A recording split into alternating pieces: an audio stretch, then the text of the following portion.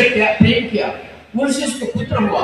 ऐसे बहुत सारी साधना है जो अपनी तपस्या के ऊपर अगर नहीं आती है अप्सरा तो तुझे आना ही होगा, नहीं तो तुझे क्रोध के साथ। उसके लिए देवता भी डरते हैं। और दुर्वासा ने इंद्र को श्राप दिया कि तूने मेरे माला का अपमान किया है, वैजयंती माला का, तू लक्ष्मीहीन हो जा।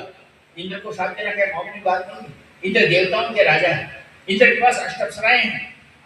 जिसने तपस्या की, हिरण्यकशिपु हो, रावण हो, ये सारी चीजें, अरे अच्छा परीक्षा में लिखता हूँ तो फेल करने उसके बाप की भी शक्ति नहीं, और जैसे तपस्या करता हूँ तो मैं लाख में कुछ भी करूँ। रावण ने भी शिव जी को प्रसन्न कर दिया था, तो मैं जिसके सर में हाथ रखूं उसको भस्म हो जाए, उसको वर देना ही है, वर देना ही है। वर दे दिए, देते ही बलराम ने उनके सर पे हाथ रखने गए और भाग गए शिव जी। क्या पता नहीं था?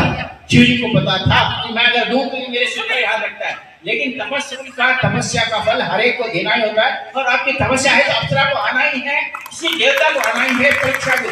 आप उसके बाद कुछ भी करो, उसके बाद आपके जीवन में कुछ भी हो, आप ఆయన హిందుడైనా దేవుడైనా సరే పరీక్ష రాసేవాడికి పాస్ చేయాల్సిన వాడి కనుక రాసి ఉంటే తపస్సు సరి అయినదైతే దేవుడు దిగి రావాల్సిందే. ఇది ఎప్పటికైతే మీలో రాదో అప్పటికి మీరు పౌరుషం లేదు. మీరు అడవిలో తపస్సు చేసే క్రియను చదివి ఎందుకు అడవిలో ఉండేవారు తెలుసుకోండి. ఏ దేవతలు కూడా వాళ్ళను ఏమి చేయలేరు. తపస్సు శ్రేష్టమైనదైతే దేవతలకు కూడా దిగి రావాల్సిందే, అప్సరకు కూడా దిగి రావాల్సిందే. उस क्रोध मुद्रा को, उस अप्सरा की मुद्रा को मैं आपको बताऊं। इससे पहले मैं आपको एक बात कहता हूँ। कृष्ण ने प्रेम के बारे में बताया, क्योंकि राम के प्रेम के बारे में तो आपको पता है, थोड़ी सी गलती पर उन्होंने शिक्षा दी, माता सीता को हो या कुछ भी हो, लेकिन कृष्ण वैसे नहीं थे। कृष्ण प्रेम के भूखे थे।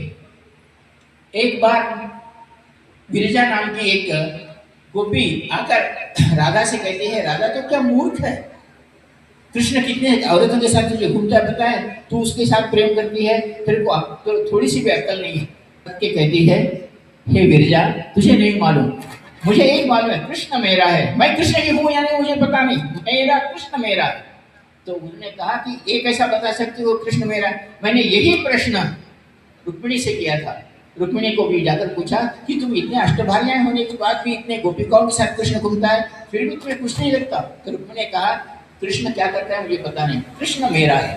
और जिस दिन तुम ये बात कहो कि गुरु मेरा है, आपका गुरु शिष्य है या नहीं उसकी बात लेनी चाहिए।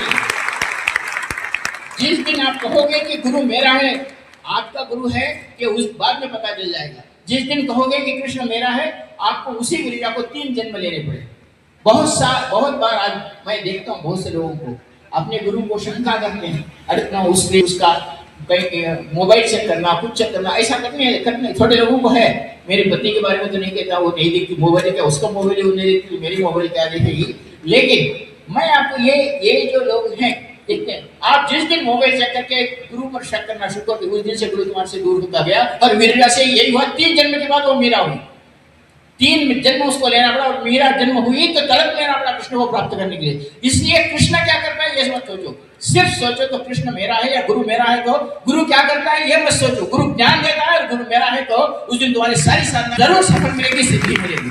मैं आपको आशीर्वाद देता हूँ, जिस दिन कहोगे कि गुरु मेरा है और मैं गुरु के साथ श्रद्धायुक्त साधना करता हूँ, तो आपके जीवन में कभी ऐसा दिन नहीं आएगा।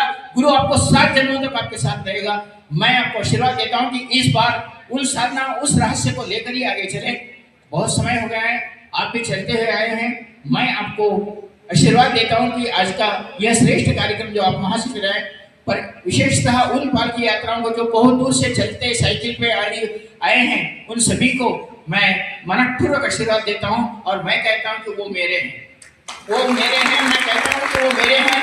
अब वो एक बात अलग है कि उनके बारे में क्या है, जिसने भी ये बात की उनसे कभी भी हम याद रखो, तुम जिस भी गुरु क्या करता है कभी मत सोचो, गुरु का वो अपना माया है, वो अपनी माया में डालता है, लेकिन केवल यह कहना सीख लो कि गुरु मेरा है, उस दिन तुम्हारा काम होगा, देवताएं सारे तुम्हारे होंगे और तुम्हारी इच्छा पूर्ण होगी। मैं आशीर्वाद देता हूँ।